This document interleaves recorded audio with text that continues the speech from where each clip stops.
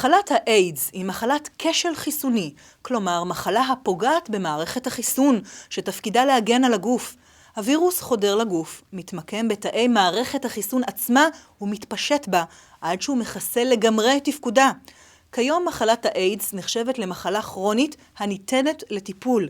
הטיפול מונע את התפרצות המחלה ומאפשר לחיות עם נשאות של הווירוס שנים רבות, אך לשם כך חשוב לאתרה מוקדם ככל הניתן. כיצד מאבחנים הידבקות בווירוס? מתי וכיצד מומלץ להיבדק? מהם תסמיני המחלה בשלביה השונים? על כך בסרטון הבא. וירוס ה-HIV הורס את אחת מהזרועות החשובות של מערכת החיסון שלנו. ברגע שהוא נכנס לתוך הגוף, הוא הורס את התאים הלימפוציטיים מסוג CD4. מיד לאחר כניסתו לתוך הגוף, המלחמה הזאת או הסערה שמתרחשת בגוף בשלב הזה גורמת לתסמינים מסוימים. זה יכול להיות חום עם הגדלת בלוטות, זה יכול להיות סתם חולשה כללית, יכול להתבטא בפריחה ולפעמים אפילו בדלקת קרום המוח ויראלית. בשלב הבא, הגוף מגיע למצב של סטטוס קוו עם הווירוס, ולמרות שהווירוס ממשיך להרוס בהדרגה תאים, מערכת החיסון שקטה. השלב הזה נקרא שלב הנשאות, שבו הווירוס ממשיך לתפקד בגוף, אבל החולה לא מרגיש שום דבר. רק כאשר הווירוס הורס מספר מספיק גדול של תאים כדי לפגוע בתפקוד התקין של הזרוע הזאת של מערכת החיסון, אז בעצם המחלה הופכת להיות מנשאות של HIV למחלת איידס.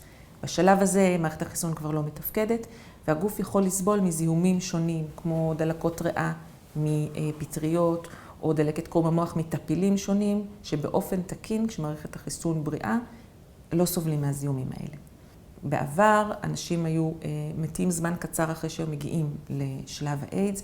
היום עם טיפולים יש תרופות טובות, ומי שמאבחן, מי שעושה את ההבחנה ולוקח תרופות כמו שצריך, בעצם יכול לחיות הרבה שנים עם המחלה הזאת. אז איך אנחנו מאבחנים את הווירוס? קודם כל, לא כדאי לחכות לתסמינים כדי לעשות בדיקה ל-HIV. אנחנו יודעים שהווירוס יכול להיות בתוך הגוף במשך הרבה שנים, והחולה לא ירגיש זאת בכלל. לכן, כל אחד צריך להיבדק לפחות פעם אחת ל-HIV. הבדיקה שאנחנו עושים היום היא בדיקת דם פשוטה, שבודקת נוגדנים, נוכחות של נוגדנים בדם. הגוף שלנו מייצר נוגדנים כנגד הווירוס, מיד אחרי שהווירוס נכנס לתוך הגוף. אבל רמת הנוגדנים אנחנו יכולים לזהות אותה רק אחרי כמה שבועות. לפעמים אפילו אחרי 8 שבועות מהחשיפה לווירוס. התקופה הזאת נקראת בעצם תקופת החלון. לכן כל בדיקה שאנחנו עושים, שאנחנו מקבלים תשובה שלילית, צריך להבין שהיא בעצם נכונה ללפני 8 שבועות. אם במהלך ה8 שבועות האלה הייתה חשיפה נוספת ל-HIV, אנחנו יכולים לפספס אותה בבדיקה הזאת.